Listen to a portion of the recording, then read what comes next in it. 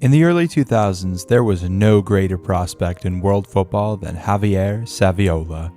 At the age of 18, Saviola was voted the South American Footballer of the Year and broke Diego Maradona's record by becoming the youngest top scorer in the Argentine Premier Division. For that reason, he was constantly compared to El Diego and was on course to become one of the greatest players of his generation. And you'd look at his career and think he was successful. He played for some of the world's biggest clubs, won league titles in 4 different countries, won the UEFA Cup, the Copa Libertadores, and was the youngest player included in the FIFA 100, which is a list of the 125 greatest living footballers. However, looking at Javier Saviola's career in detail will tell you a rather different story. Being a player, even the streets forgot. But what happened to Saviola, and what is his legacy as a player? Javier Pedro Saviola Fernandez was born on December 11, 1981 in Buenos Aires.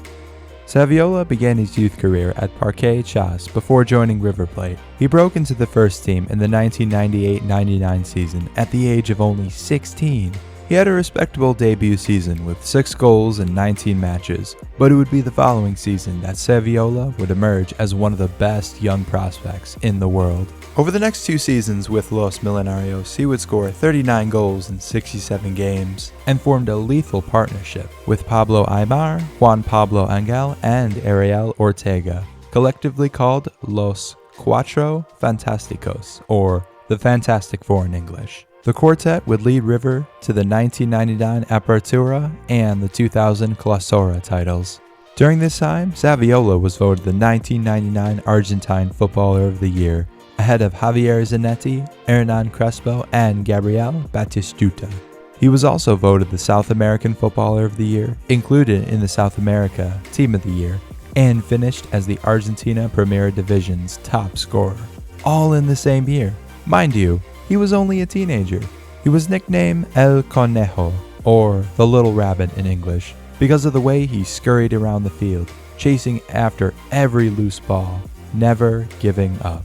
And indeed, this nickname really did reflect his playing style. While Saviola wasn't physically intimidating, standing at only 5'6", his slender build, quick pace, dribbling ability, and low center of gravity enabled him to have perfect balance and skip away from defenders with ease. Incredibly talented and versatile, the Argentine was capable of playing in several attacking positions, most often being deployed in a more creative role as a second striker, but could also play out wide on either flank as an out-and-out goal-scoring forward, or even in a playmaking role as an attacking midfielder. In addition, Saviola was incredibly prolific due to his shooting ability and fantastic movement inside the box. He was able to finish from almost any position on the field with any part of the body.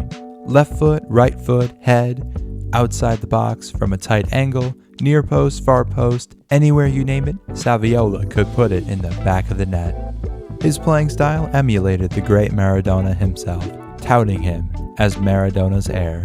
In addition to his form at River Plate, Saviola scored an incredible 11 goals in just 7 games as Argentina won the FIFA Under-21 World Cup in 2001, winning the Golden Boot and being voted as the best player at the tournament in the process. He had announced himself to the world, and Barcelona were listening.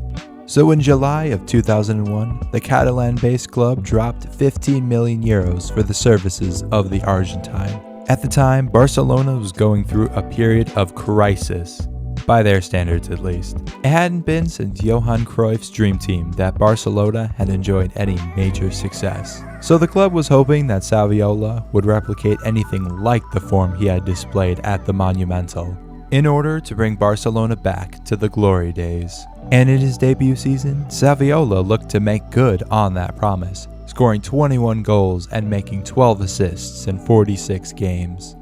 He finished as the joint 4th highest goal scorer in La Liga with 17 goals and helped lead Barcelona to the semifinals of the UEFA Champions League, where they were unfortunately beaten by rivals Real Madrid. While Saviola was fantastic, he was never good enough for the level Barcelona required. In his second season at the Camp Nou, while he hit 20 goals, his impact was all in vain, as the Blaugrana would finish 6th, with the team as a whole in shambles. While Barcelona would finish second in La Liga the following season, thanks largely to the signing of Edgar Davids on loan, Barcelona didn't see him as a player for the future, even though Saviola had a less than desirable season at the Camp Nou, as he was deemed surplus to requirements by manager Frank Rijkaard. It would be highlighted by his inclusion in the FIFA 100, which was Pele's list of the 125 greatest living players, making him the youngest player to be featured, while player selections were criticized for being politically motivated rather than being made on purely footballing grounds. Being included with the likes of Zinedine Zidane, Franz Beckenbauer, Ronaldo Nazario, and Diego Maradona, the man Saviola has been so often compared to is a high honor indeed, and showed what he was capable of. During that summer, Saviola was called up to the 2004 Copa America, where despite scoring a hat-trick against Ecuador in Argentina's opening match of the group stage, he was largely left on the bench for much of the knockout games, so he was forced to watch from the sidelines as Argentina lost to their great rivals Brazil 4-6 on penalties in the final. Not long after, he was also called up to the 2004 Summer Olympic team in Athens. Even though the Olympics is seen as a lesser tournament, bringing Olympic gold to La Albi Celeste must have been a fantastic feeling, so the summer of 2004 wasn't totally devastating. Despite his good form for Argentina, Saviola was subsequently sent out on loan to Monaco and then to Sevilla the following season. While Saviola would hit 15 goals that season and help the club to a UEFA Cup win, the loan move never became a permanent one, and the Argentine was sent back to his parent club, being relegated to nothing more than a rotation option. What's kinda sad to me was that in the time that Saviola was out on loan, Barcelona won 2 La Liga titles, 2 Supercopa de Españas, and a Champions League, which must have been a bitter pill to swallow considering what the Argentine forward has done for the club. The 2006-07 season was Saviola's last at the Camp Nou, as he would be entering into the final year of his contract. Despite being afforded limited minutes, injuries to teammates, most notably Samuel Eto'o, kept him in the squad. In the 670 league minutes he played, he was still able to make 7 goal contributions, which is 1 goal contribution every 95 minutes. In the Copa del Rey, his form would be even better as he became the top scorer in the tournament, with 7 goals in as many matches. Still, there was a sense that Saviola was slowly declining, and a contract extension, unsurprisingly, was not forthcoming. Spanish news outlet Marca reported that El Conejo had offers from a total of 14 clubs, but he rejected them all. However, when Real Madrid came calling, he found it impossible to turn down. So he signed with Los Blancos for nothing on a 3-year deal, making it one of the most controversial transfers of the modern era. Despite Barcelona fans being outraged that they lost Saviola for nothing and to their greatest rivals, they would have the last laugh. The Argentine's wages became a significant burden on Real Madrid, and Saviola himself would have a difficult time at the Bernabeu, being mainly restricted to cup matches and sporadic appearances, mainly as a substitute in the league and the Champions League. Even though El Conejo would win a La Liga title and a Supercopa de España, he only scored 5 goals in 29 games and struggled with injuries during his time with the club. He would eventually go down as possibly the worst signing in the history of Real Madrid. With the arrival of Klaas-Jan Huntelaar sealing his fate, he was shipped off to Benfica in 2009 for €5 million and spent the next 3 years experiencing a renaissance.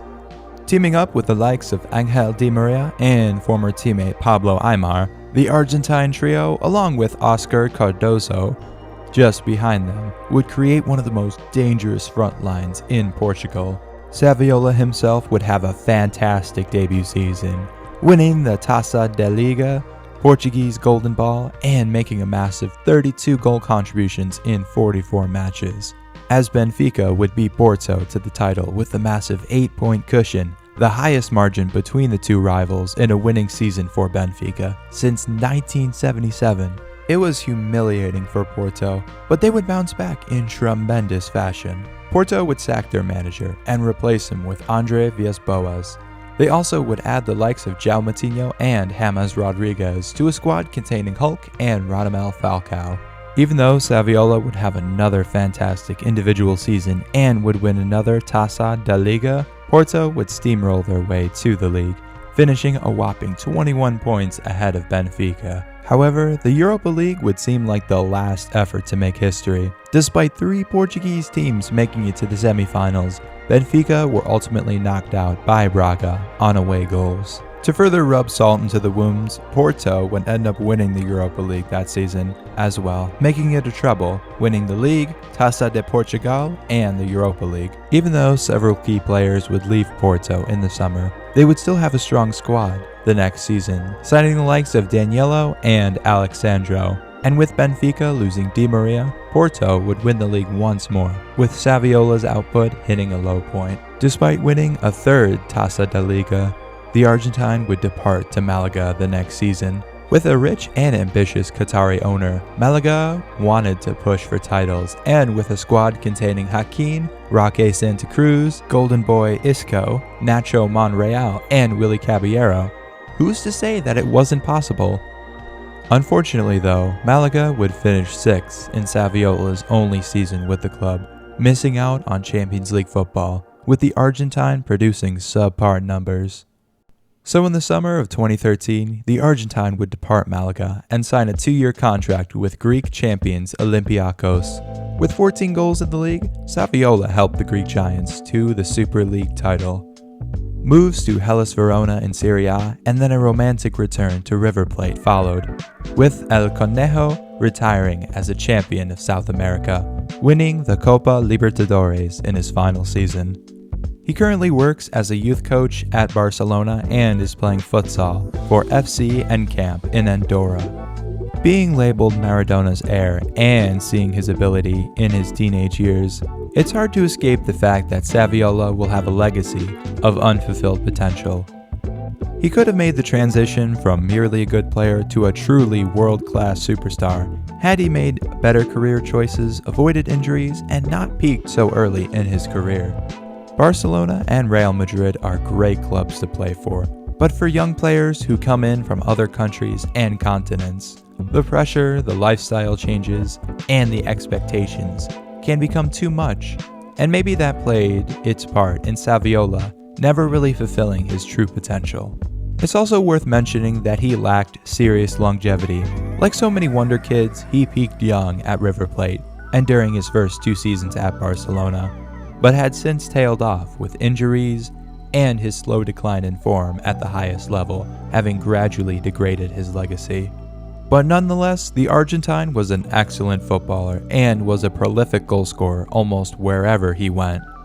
When Saviola had teammates who complemented his playing style, he was lethal and a great asset to any team in the world.